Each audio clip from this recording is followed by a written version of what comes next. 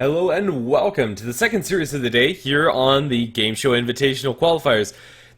Not really the qualifiers, but the beginning of the GameShow Invitational. Either way, this is going to be Vega Squadron versus Immortal mode on. And I think this might just be a pretty entertaining game. Vega Squadron definitely coming in as the favorites, but Immortal mode on do have some well-known names on their team, or at the very least they should be functioning decently well, and maybe they can even pull off an upset. This is a best of three. And, well, we'll get into the draft with a Visage Undying Band coming out from Vega Squadron, and Io Chen from Immortal mode on. First pick, Beastmaster from Vega Squadron. No big surprises there. A hero that's really come into vogue as of late, looking really solid in general, just quite good. And another one of those is Gyrocopter, picked up by Immortal mode on after a long period of obscurity, has really come into his own after a couple of consecutive buffs. I think the biggest ones that have really brought Gyrocopter into the scene, the increase in cooldown AoE a couple of patches ago, and most recently the complete reduction of the cast point coming out from Rock Barrage. Without that, cast point chasing down heroes is so very easy, and he kind of fits the current flavor of the patch, where you kind of do want a hero that can scale well late, and the physical damage coming out from Flat Cannon does do that well, and he can also fight pretty well early on, so yeah, Gyrocopter is Gyrocopter, and he's going to be picked up to follow up to Magnus for Immortal mode on. Although he doesn't benefit from the cleave of Empower, the extra damage is always nice to synergize with Flat Cannon. Dragonite going to be picked for Vega. At the moment, a fairly scary opener when it comes to the raw pushing power that they have between Elder Dragon form as well as just Beastmaster's general kit, including the aura and presumably building a Necro book.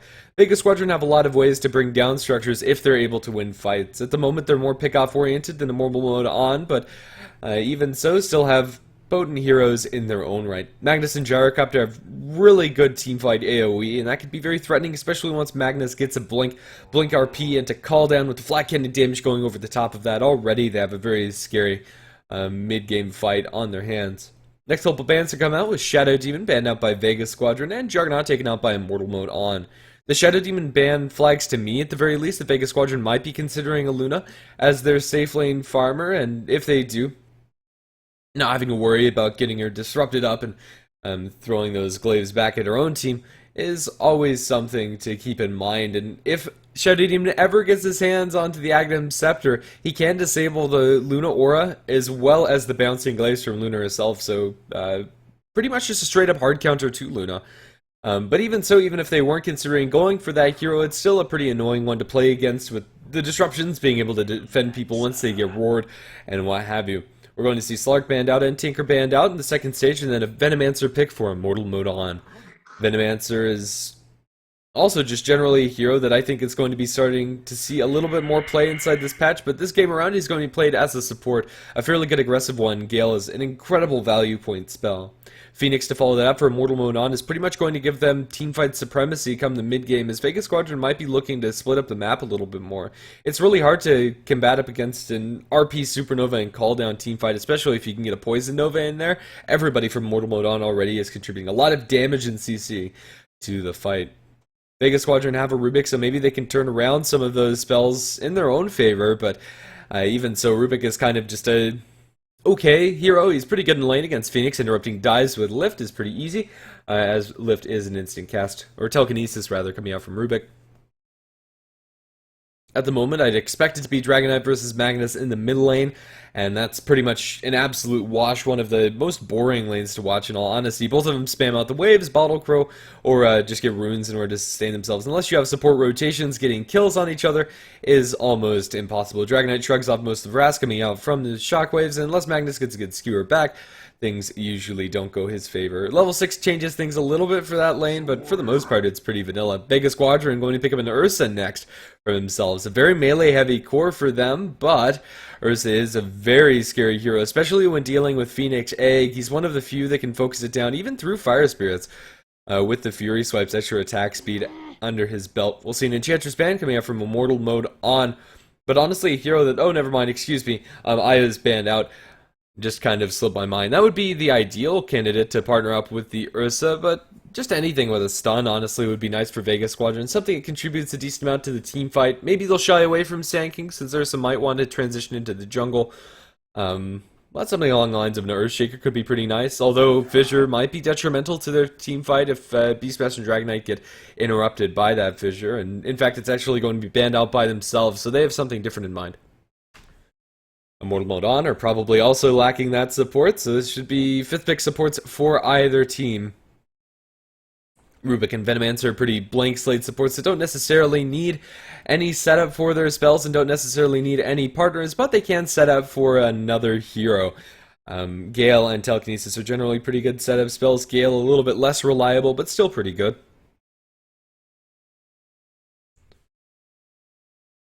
Alrighty then, it's going to be an Ogre Magi for Immortal Mode, a very scary supporting duo early on. Once they get Aghanim Scepters, they're pretty much kings of the hill. Getting your Unrefined Fire Blast up online for the Ogre Magi and getting the extra damage for the Poison Nova is pretty ridiculous. And honestly, I'm quite favoring Immortal Mode's lineup. Their lanes look pretty solid. Mid lane should be a break-even. Beastmaster, although he might be able to trade blows with most supports, Venomancer and Ogre can put a decent amount of pressure on him as well, although not maybe completely zone him out.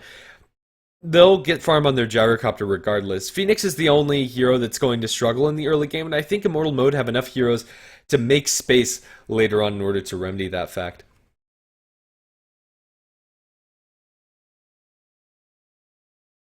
Alrighty then. We'll go ahead and just wait for the next pickup from Vega Squadron. It should be another support for them as well. Lina could be pretty good for them if they just want another stun combos pretty nicely with the Rubik, and a lot of burst damage, and you really can't go wrong with that. Even if Gyrocopter picks up an early BKB later on in the game, Lina doesn't really care about that at all, and can just burst it out with the Aghanim's upgraded Laguna Blade. Maybe they do go for a Sand King after all for Vega Squadron if they really want to try to combat inside the team fights, but I think Vega Squadron are really going to run into issues with their heroes just being so melee heavy up against a Venomancer Phoenix. A lot of AoE control coming out from Immortal Mode, and I don't think they can remedy this with just one pickup of their supports.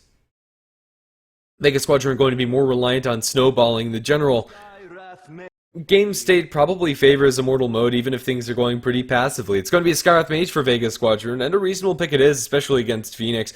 They might be able to hammer home that top lane, and if they can get their Ursa snowballing, that's really Vega Squadron's best chance, at least in my eyes, for themselves to do well inside this game. Let's go ahead and switch over towards our in-game overlays and introduce our teams with Madden playing on the Gyrocopter, Sharfik going to be handling the Magnus, Whim on the Phoenix, Venomancer by Shkeeper, and IDTA on the Ogre Magi. For the Vega Squadron side, Bashu going to be playing on the Ursa, Seam of the Slayer on the Rubik, No One going to be playing our Dragon Knight, Skywrath Mage by Solo, and Beastmaster handled by Huey. I can't remember who the offlane player is for Vega. I think this is their full 5-man roster and not a stand-in, but I couldn't verify to be sure. So either way, we'll just roll with it. Beastmaster is going to be going towards the offlane for Vega, as Immortal Mode On are going to be sitting on this top bounty rune for the start of the game. Skewer can be leveled up by the Magnus. If anybody gets stuck on the high ground, no way for them to get down on the side of Vega, especially if it's one of these supports. They'll place a ward, and that's going to spot out the Magnus as soon as he walks down from this high ground. And once he does so, they should have a pretty good idea of what's going on. First blood potential onto this top rune is very high from Immortal Mode On.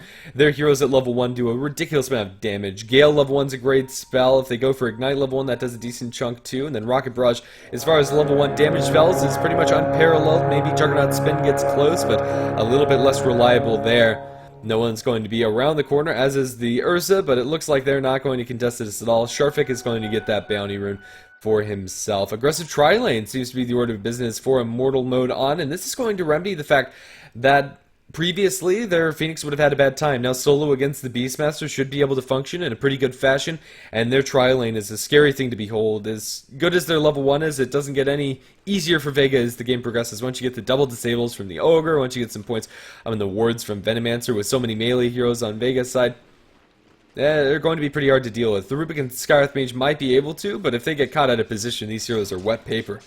Honestly, I think Immortal Mode On have set themselves up in a situation where they physically can win all 3 of their lanes, but this Courier Snipe attempt from Solo, if it succeeds, could be a big win for them. It is carrying the bottle of the DK, and it is going to work out. He gets 2 attacks off, and that's going to be enough to kill off that Courier, even with only a meager amount of damage on the Skywrath Mage. That's bottled down for the Magnus, and that is going to tip the scales into Vega's sides to catch up the Rubik up towards top. Seamless Slayer is going to die as Keeper picks up first blood inside that top lane. Immortal mode on, although their mid lane is now going to be slightly lost, and that extra bit of gold for Vega is nice, and all getting the first blood is going to even things up just a little bit.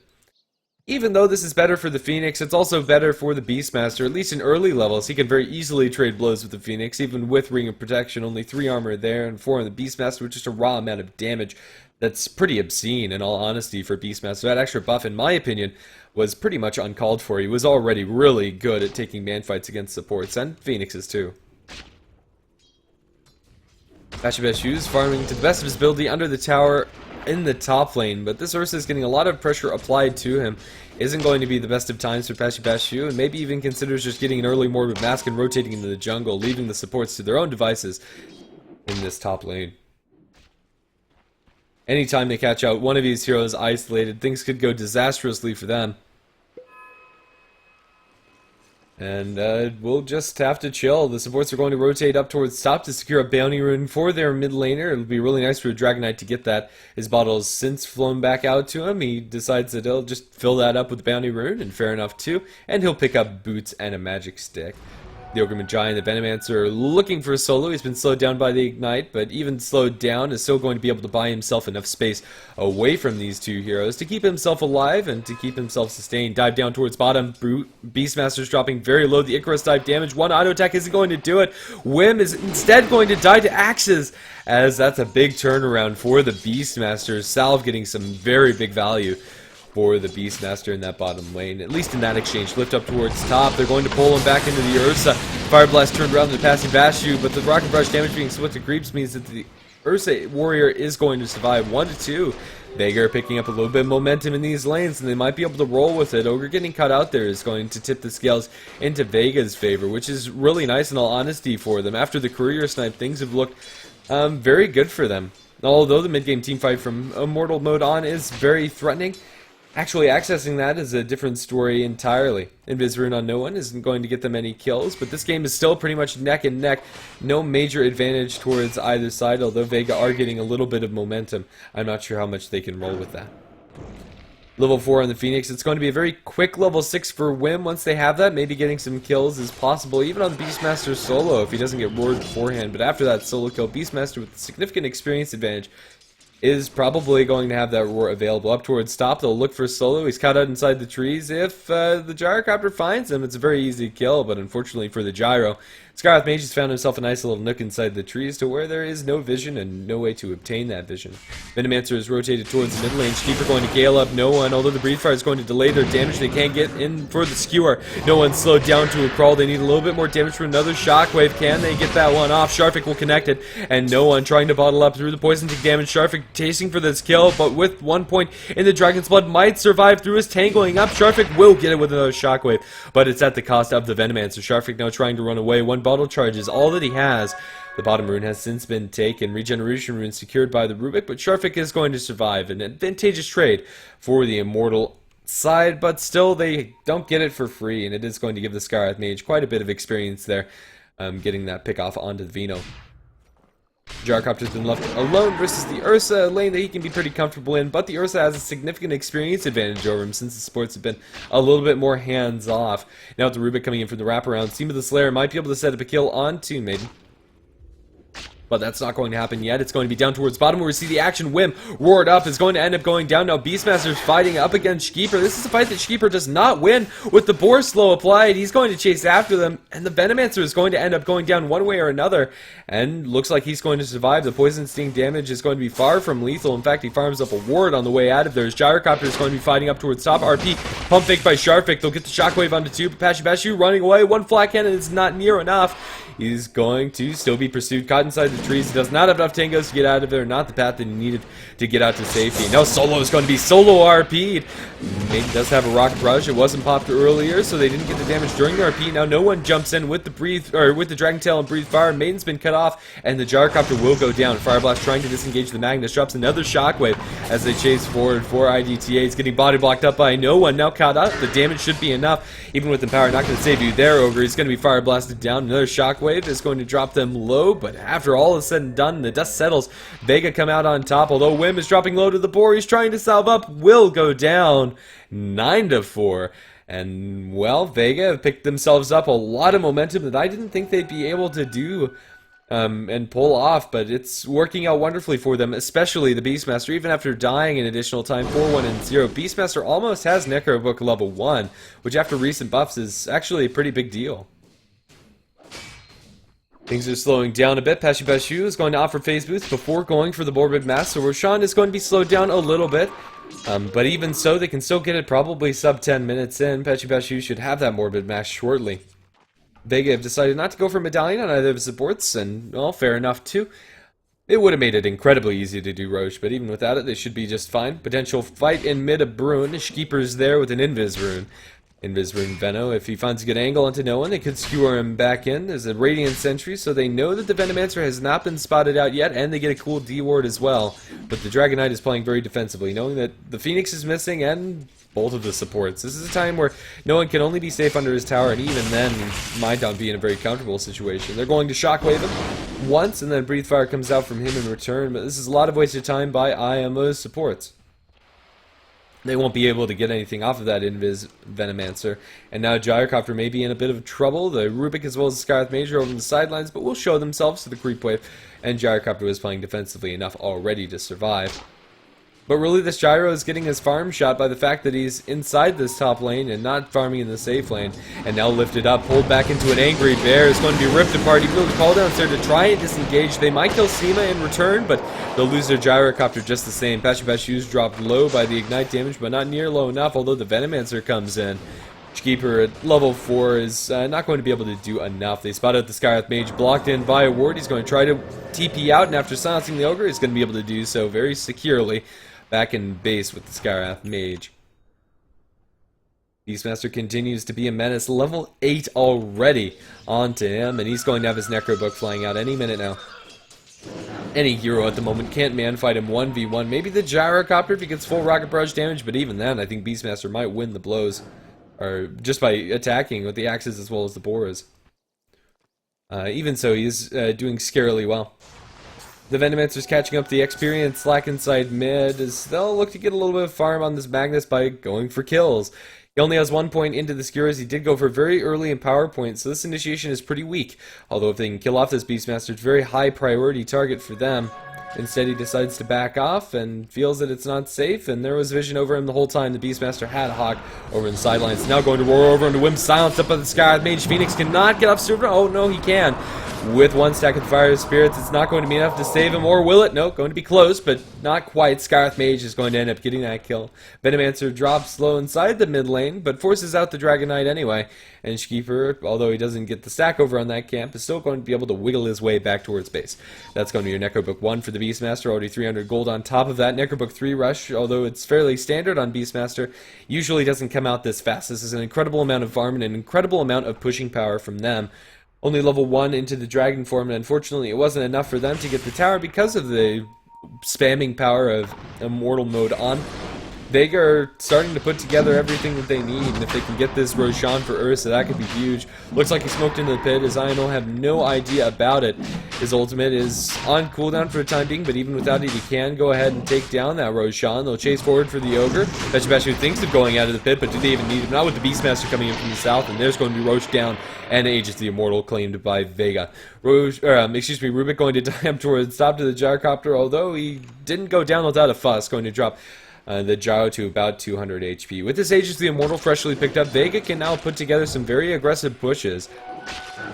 Beastmaster Roy is also there with the level 1 Necro Book. They should probably just go for this tier 1 tower on bottom, and even committing a Necro Book might even be suspect. I think they could get it without it, especially if they kill off the Phoenix beforehand.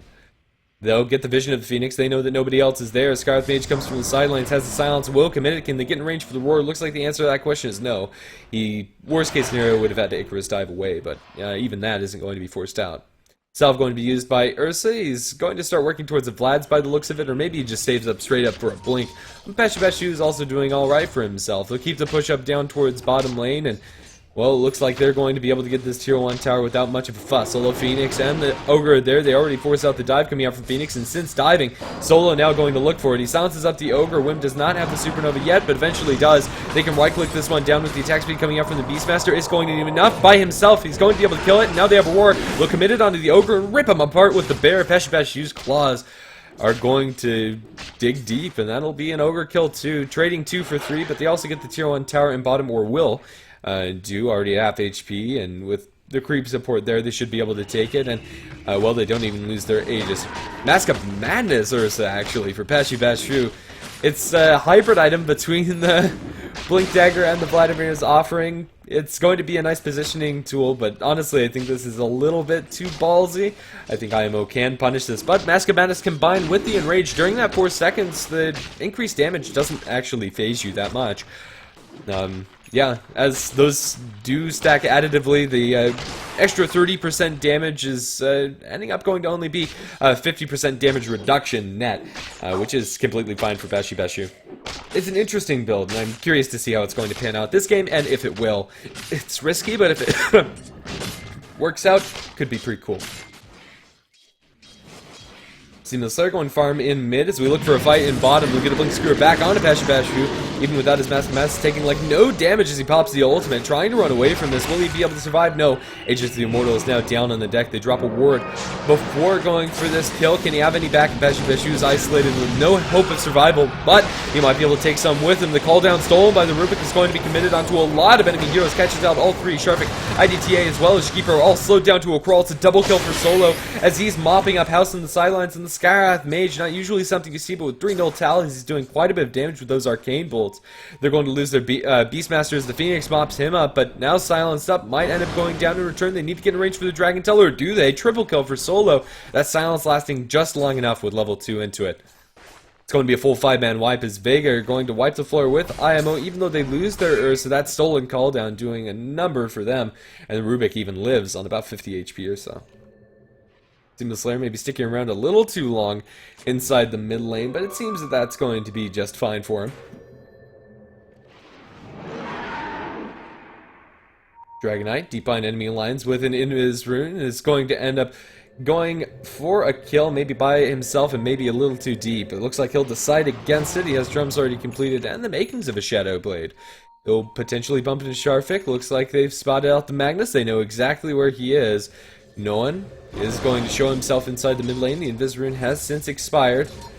Blink Dagger is up for the Magnus. They're going to Blink RP, Soul into Gnome, pull him back into the call down, and under the tower. He's just on the edge of that call down, exactly where you want him to be. Now Shockwave down, they'll get that pretty easy kill. Now into Solo too, and after getting so many in return, he's going to be a pretty high priority one. Gyrocopter getting that killing spree. They'll lift back up the Phoenix into the Supernova, and that is going to save his life from the call down. Maiden's going to lose his life as they bring in the Beastmaster. Eventually they lose the Ursa too. The Ursa's Mask of Madness just isn't working out for him right now. Seems the Slayer going to tick down to the Phoenix. He's dead at the moment, even through stick charges. No, it's actually not going to happen. I didn't take that into consideration when I made that call, and I was absolutely wrong. He'll chase forward for a little bit more. Shkeeper going to eat some axe damage and a little bit from the Necro Books, but in the end is going to survive. Magnus is still there and can take out this Necro Book fairly safely, but not anymore. Is a little too low for comfort. That is, if I'm not mistaken, the Necro Book level 3 coming out from the Beastmaster would have done a number of damage to Sharfik on the death. Vega now bringing their Ursa, or will be bringing their Ursa. They bring the Dragonite for now. The Ursa is respawning about 5 seconds. A lot of fighting's been going on for either side, mostly favoring Vega, but that last fight looked well, or looked good, rather I should say, for Immortal mode on. It's going to tip the scales slightly back into their favor. 8,000 gold is the lead for Vega. They make a dent into that lead, and 5,000 experience is going to be that net gain. Since the Rubik has been playing very well in the last couple of fights and has been surviving through them, Seema now has Arcane's Blink at less than 15 minutes in. This is a good timing for a support Rubik. In fact, he's almost on the same net worth as the Phoenix and the Ursa, and that's pretty scary, especially that the Ursa is so far behind. Peshabashu's been a little too active, and honestly, I'm not sold on this Mask of Madness. Helps him farm up Ancients very quickly, but he's really slowed down quite a bit. Roshan's going to be up in about 2.5 minutes. That should be the next time for Vega to look for a really aggressive push, although for the time being, they can just focus on split pushing with the Beastmaster and maybe the Dragon Knight. Tier 1 tower up towards top looks pretty juicy. One Dragon Form ought to do it for that one. as long as nobody's there, of course. And Mortal mode on do have that option to look for defenses. Skywrath Mage up towards the north is sitting behind the Beastmaster. Power treads are completed on the Skywrath Mage. Honestly, I would have liked to see him commit towards maybe a 4-staff or Atos instead of upgrading towards those PTs, but to each his own. He's going to get some nice amount of stats there. Mid lane to kill off the Rubik, but do have to commit a lot of heroes for it. This is going to open up the Beastmaster and the Dragonite to look for a push, as everybody has shown themselves in mid. Dragonite, no one has not committed to Dragon form. In fact, it is on cooldown previously. He's going to just go ahead and smack the tower to the best of his ability. Phoenix is less of alone in bottom lane to repel the push there, but for the immediacy of it, Vega are going to be alright with the current state of things, as long as they can defend this tier 1 tower in mid. That's still in question, however. The Venomancer wards are going to constantly put a little bit of tick damage into it.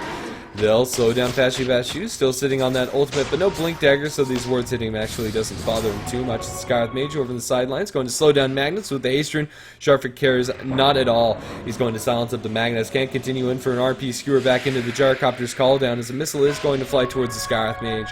Necrobook's down on the ground for the Beastmaster. But while all this is happening, the Dragonite has been pushing top. Tier 1 tower is going to fall to no one, even without using that Elder Dragon form. Now has the completed Shadow Blade up and running. Lots of tense action happening on the map, as we're going to have a fight breakout mid. My goodness, if I can get my words straight, they lose to Dragonite and the Ursa, and the Venomancer is going to die in turn, just to the tick damage that was applied to him previously, and the Necrobook still on the ground from the Beastmaster over in the sidelines. Speaking of that Beastmaster, he's going to bump into Wim. Wim now fighting against the Necrobook army with the Shockwave stolen from the Rubik. That's going to be the death of him. Double kill for the Beastmaster. Now the Gyrocopter, as well as the Ogre, can't cancel that TP, and Beastmaster will go ahead and survive and buy up a Blink Dagger too. Skywrath Mage is hiding inside the trees. Can they cancel that TP? They will, with a Blink Skewer from Sharfik, but Sharfik dies in return. Honestly, that's worth it for the Skywrath Mage. Even though he dies there, he's able to buy up Staff of Wizardry and kill off the enemy mid. They wanted to make sure that they got that kill, and they did get it, but at the cost of a very high priority kill. It's amazing to me the Beastmaster is out farming the Ursa by such a wide margin. Ursa 1, 4, and 7 is not farming very well either. Although he has the second highest last hits inside the game, he just seems to be dying too much and losing all of his gold. And a lot of it is also jungle creeps. Although I suppose the Ancients are making up for it, it's still acceptable for them. Vega would like to have a little bit more on the bear. Most of it would be like a Blink Dagger or something along those sorts. Call down going to be spent. And, well, it's not going to do much of anything as everybody else is able to evade. The siege continues on this tier 1 tower in mid. Drop down to about 200 HP. It's getting threateningly close to being inside deny range, and it looks like IMO wants to commit fully to it. Shockwave is going to nuke this out, coming up from Seamless Slayer, as well as a Fade Bolt. Now blinks away from the Ignite, will disjoint that projectile. They'll slow down the Gyrocopter, but with a little bit of help from the Sunray, it looks like he's going to be fine. Rubik gets the tower denied, and in the end, Vega will get the advantageous trade across the map as they're getting farm on their Ursa in the meantime as he takes out some Ancients. 16 to 24, there's been a lot of action in this game, and not really a lot of tower pushing, even though Vega have a Dragon Knight and Beastmaster on their team. No one's gone for a very active Dragon Knight build, but still hasn't been very active. This is probably the biggest issue for Vega, but IMO aren't farming very well on anybody, in all honesty. They have phased Yasha, in fact, phased Sanjin Yasha on the Gyrocopter now flying out, but that's it. No farm acceleration coming out from them from a helm, and BKB is miles away. They'll throw a rocket over towards the Beastmaster, and with vision of him, they'll look for a Blink Skewer, but the instant lift and stolen Skewer by the Rubik is going to get a kill onto the Magnus. Well played, Seema. Without having vision on that high ground, it's a pretty risky move to go for the Blink Skewer, but I honestly can't blame him. Now with the Necrobook on the ground, they'll go for Roshan themselves, and with Ursa here, even if he doesn't commit the ultimate, Roshan is going to melt. Over in the sidelines to catch out the Venomancer, but who's caught out of view with the call down dropped onto no one. He's going to end up ticking down, although the Gyrocopter is low. The Supernova is going to buy him enough space. They'll get the burn damage on 2-1. Skywrath Mage is going to hit the deck, and now the Blink Pashy Bashu gets onto the backlines, and now he's going to get a handful of Phoenix too. With no Supernova, with no Icarus dive, all he can do is hope to fly over the high ground, but that's not even going to cut it. Venomancer, by some miracle, survives over in the sidelines of this fight as Shkeeper makes it all the way back towards base. But even so, Vega get Roshan, and they trade 3 for 4. An acceptable trade for them, even though they do lose their Dragonite and 2 supports. They'll commit for a push inside the mid lane. The tier 1 tower there should fall easily enough, although Magnus might be able to get a deny here since the Ursa isn't close enough to kill him off. Looks like Beastmaster's going to get this one without any fuss. Gets the tower destruction too, and Shockwave doesn't really do much of anything. Blink away by both the Beastmaster and the Ursa. Finally, Ursa's starting to pick up some momentum when it comes to items after one good fight. That was really all it took for Pashy Bashu. He's going to end up sitting on 2,500 gold. I think a BKB would be a worthy investment this game for him. Just the call down damage, the slows coming out from Ignite, the damage from the Ogre, and also the Venomancer slows to a lesser extent, although Poison Sting is going to go through that. Yeah, he just needs to stop himself from getting kited. Although he has a Missile Hammer, we don't know exactly what his build is going to be. I mean, he did go for Mask of Madness first, so maybe he has something else in mind. Beastmaster is deep behind enemy lines. Do they have vision of the enemy ancients? Looks like the answer to that question is no. Although he does have a Hawk out, so he is going to see the Gyrocopter as well as the Ogre, so deciding against going for that one. He's just kind of chilling. He's going to blink forward, in fact, go for the Gyrocopter as he gets split out from the Ogre Magi and ripped apart those Necrobooks, doing so much damage with the maxed out aura as well from the Beastmaster. It's a dominating spree for him, 13, 2, and 7. Honestly, I think Vega have gotten themselves a position 1 Beastmaster since he was left alone solo against that Phoenix. He's gotten so much room. Now sitting up to 2,500 gold. Boots of Travel maybe for him, or maybe he decides for something else. They'll catch out the Skywrath Mage as he was solo, presumably looking for a ward, but didn't even have any of those in his inventory. Looks like he placed one on the high ground. That was about it. In the end, Skywrath Mage is going to go down and trade for the Gyrocopter. In the grand scheme of things, that's probably worth it for the Vega, but I think Skywrath could have avoided being there with all of the heroes. I think they had decent Hawk vision at the time. Alrighty then, Vega are the ones in the driver's seat, currently sitting at a 12,000 gold advantage and about 11,000 in the experienced lead for their team as well. They're going to be pretty happy about it all. And really, IMO just need more on this Gyrocopter. Phase SNY Aquila isn't going to cut it even with an Ogre Club. He doesn't do anything, really. He survives a little bit longer, but his damage output is starting to scale off as now the BKB comes out for the Ursa. BKB for the Dragonite, also in the works with the double damage on no one. He's a force to be reckoned with. He's going to Shadow Blade up, looking for a kill, but nobody is going to be there, unfortunately, for the DK. He was spotted out by an Observer Ward that was almost dead. Honestly, I think Vega might have expected that to have already fallen, or they knew that their Dragonite was spotted, so nobody would find no one. Or no one would find nobody. I have no idea. That's a very confusing sentence. Either way, it is going to be Boots of Travel for your Beastmaster. Although no gem, they do have a Necrobook 3 on him, so he can look for some pretty aggressive D-wards, although gem would have been a decent option as well, instead of going for the bots, in all honesty. He's going to bots into mid as they're looking to pick a fight, blinking from Seema. They're going to lift up the Magnus and burst him down with the Ancient Seal Amplification onto the Mystic Flare. 4-staff away by the Rubik, right into a Gyrocopter. Is going to be the end of his days. Bashu's getting stunned up. He has the BKB popped and tries to find a target to stick on, but will he find anybody? He's going to look for Phoenix, but glimmered away by the Venomancer. It looks like he's going to end up surviving for a little bit longer. They catch up the Beastmaster inside the Sunray. The damage is huge, and Ogre Magi somehow sneaks in that last hit. First usage of BKB for Bashu leaves a lot to be desired. He just couldn't find any target to stick onto on the Ursa, and that's a problem with the hero just in general. He gets incessantly kited. Probably Basher next for Bashu. Down towards bottom, they'll look to catch out the Skywrath Mage, but there comes your Bashu going to burst down very easily the first target. Now they go into the next. There's going to be a Gale that does connect, but that hardly seems to be slowing down the Ursa, although now that his Mask of Madness and Phase is worn off, he is going to be moving at about 244. Mostly a crawl. He drops his Blink Dagger and then picks it back up. A pretty cute play coming up from Bashu to make sure that he's able to get that maximum efficiency.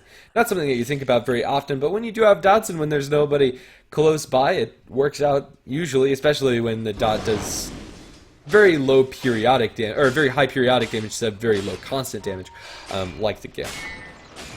Skywrath Mage has a gem for the team. I believe that was purchased up by him. And wow, interesting. I actually didn't know that gem had a flavor text, and I haven't seen that before. Huh, very cool.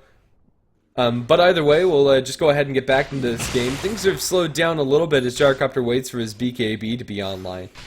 The nice thing about Gyrocopter going for this SNY instead of damage items is that he is going to get some extra stats, and that will help out in power, boost his flat cannon damage. And Magnus does have 4 points in that, so Sharfik's extra help for the Gyrocopter is going to be pretty nice. But even so, he's not farming very quickly, and in fact the Rubik is the second is higher than the second highest of the Immortal mode activated side, which is very impressive. We almost have Agnum Scepter up for IMO, and as scary as an Axip for the Venomancer is for yourself, it's just about as scary, if not more scary, for a Rubik that has Blink Dagger as well on top of that.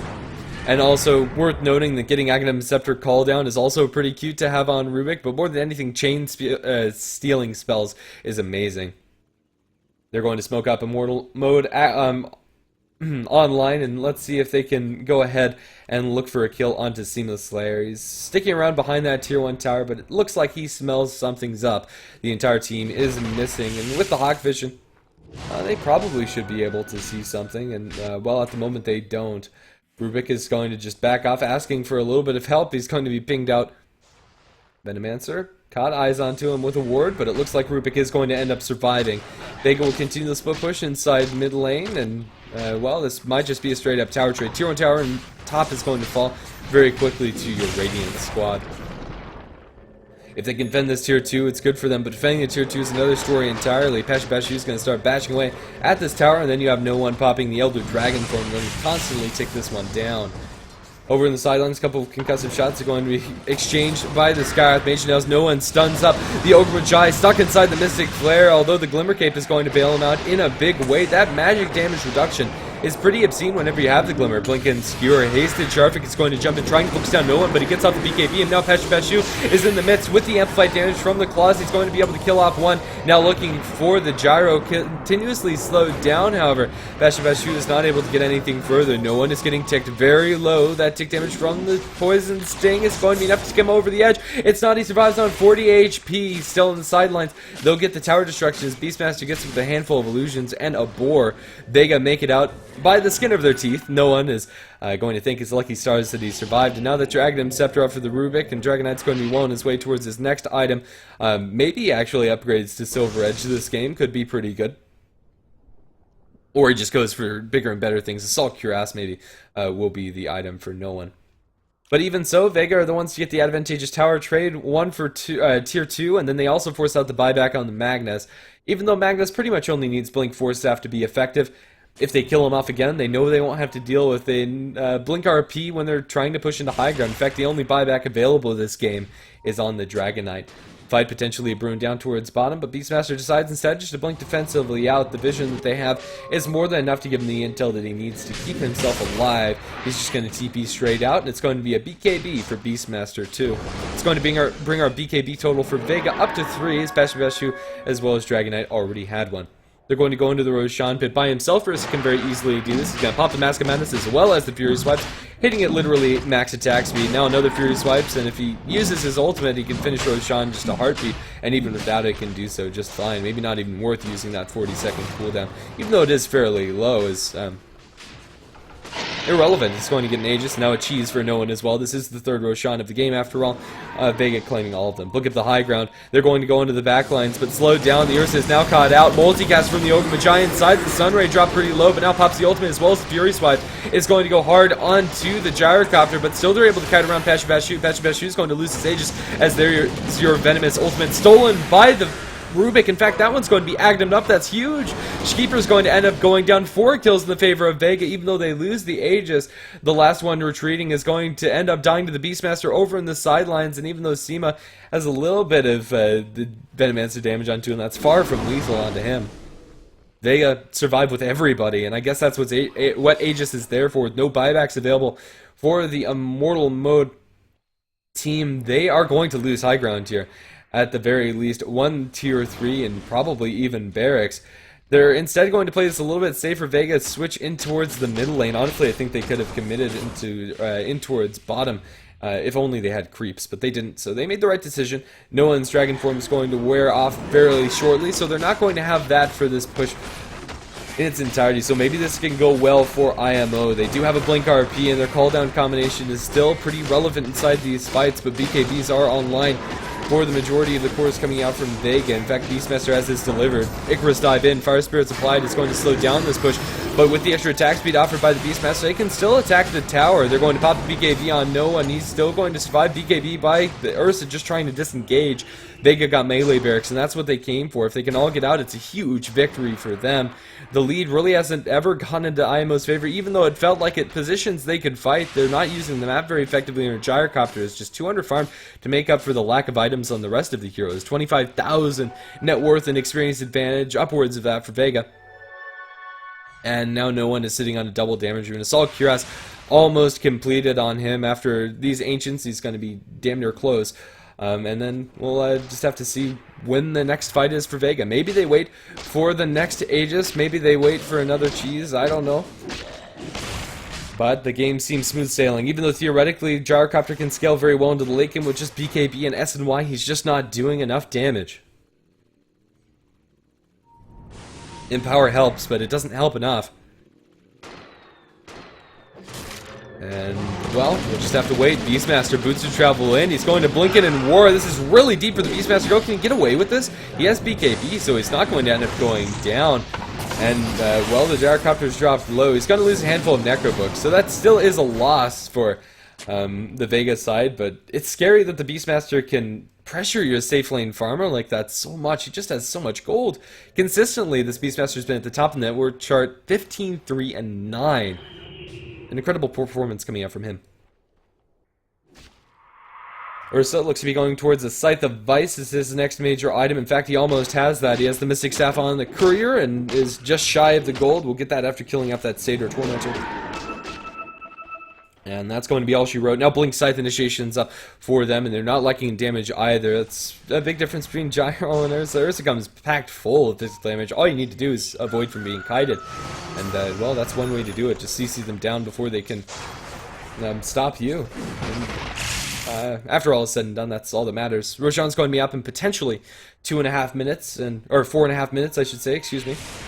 And once they have that Aegis Immortal, Vega could probably go for another set of barracks. Once you get that first lane, the rest of the game gets so much easier. Take a look inside mid, but the fight's breaking out in bottom. BKB forced out by Gyro, and that in and of itself is a win. They might get solo on the retreat with the call down, but a 4-staff away is going to save him from it. They'll still look to chase, but call down stolen by Seema, and that's a fun spell to get when you get the global range. You can do stuff like this, dropping out to Whim as well as onto the Gyrocopter, forced to Supernova defensively. The Phoenix is over on the sidelines. They lose their Ogre too. It's a double kill for no one, and Seema's going to get his hands on Supernova with Agnum's upgrade. You can refresh up solo. I want to see that, but isn't even going to be necessary. The Ursa is going to join the fray, blinking forward. Beastmaster roars. Keeper is going to go down, and it seems that Seema's just getting all of the right spells. For me, it's the Beastmaster and Rubik that really did it for Vega in this game. A lot of really fun plays. He's going to blink into the throne, and there's your Phoenix Sun. Good game well played has been called, as they're going to be game 1 up in the series. Game number 2 going to be coming up sooner rather than later, so don't go anywhere. We'll have more Dota action here on hitbox.tv/GameShowEN very shortly. I've been Grand SV, and that will be all for the time being. Should be back in about 5 minutes.